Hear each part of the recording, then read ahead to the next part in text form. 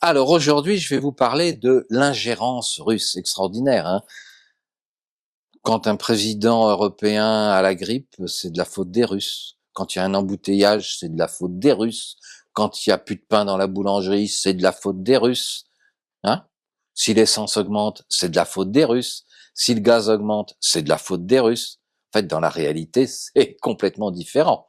Puisque en Europe, tous les présidents ont tout fait pour que nos pays soient en faillite. Donc, mais c'est de la faute des Russes. Voilà. Ils ont fait en sorte que les Russes aient suffisamment de sanctions pour nous mettre en faillite. Parce qu'en fait, c'est ça, la réalité de ce qui s'est passé. Alors, je ne sais pas si vous connaissez le livre de René Girard, Le bouc émissaire. Pour manipuler les peuples, il faut créer un ennemi et trouver un bouc émissaire. C'est aussi simple que ça. Au Moyen-Âge, lorsqu'une épidémie touchait un village, on trouvait un bouc émissaire, un coupable.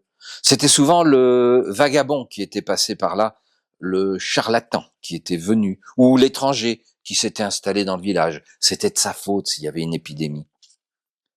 Quand on nous apprend que des services parfois très très spéciaux, et surtout très à l'ouest, écoutent nos dirigeants, interviennent en condamnant les entreprises européennes, que des associations de mêmes origines financent des grèves et des manifestations, on n'appelle pas ça de l'ingérence, ça vient de l'ouest. Hein, quand tous ces gens-là cherchent à imposer des croyances débiles, des basculements idéologiques contre nature, et que dans le même temps, ces mêmes qui interviennent dans nos vies nous montrent du bout doigt leur ennemi, en nous disant que c'est notre ennemi, alors qu'ils en font un pseudo-responsable, dont en fait, ils veulent piller les richesses. C'est un peu comme si dans un village, celui qui est juste voisin d'une autre, on savait qu'il était habité par des personnes aux valeurs humanistes morales et qu'en plus il possédait des richesses incroyables et des technologies supérieures aux nôtres. Hein, si ça se savait. Alors une question se pose de la part de nos dirigeants incapables. Comment tromper nos voisins et s'approprier leur richesse sans être pris en flagrant délit de vol, de concupiscence, de raquette? Eh bien, René Girard, dans son livre Le bouc émissaire, nous en explique le fonctionnement.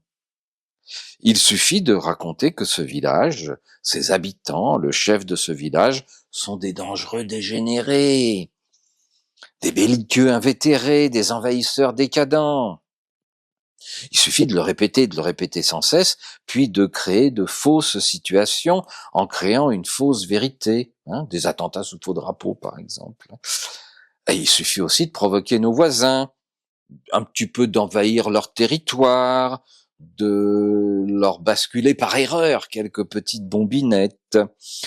Et on peut même aller jusqu'à proposer des accords bidons en disant oh, on va faire la paix, en sachant que ces accords ne seront pas respectés. Bref, on va créer un narratif qui accuse nos voisins de jouer sur les émotions, pour nous manipuler, pour nous détruire, pour nous envahir, et puis ainsi permettre à nos dirigeants, qui sont des faibles, si on relit d'ailleurs le texte de Solzhenitsyn, qui n'ont plus aucun courage, qui, si ce n'est celui de se soumettre au plus fort, eh bien, nous allons donc permettre à nos dirigeants d'oser prétendre qu'ils savent, qu'ils peuvent, qu'ils ont raison, qu'ils disent la vérité.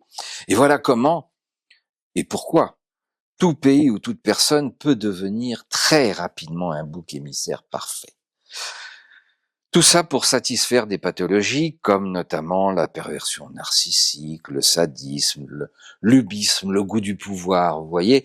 Et ce n'est pas que entre pays d'ailleurs, il y a des tas de gens ces derniers temps qui ont fini en asile psychiatrique ou en prison pour aucune excuse, pour rien, simplement parce qu'ils ont osé dire des vérités qui dérangent. Alors je vous laisse réfléchir là-dessus.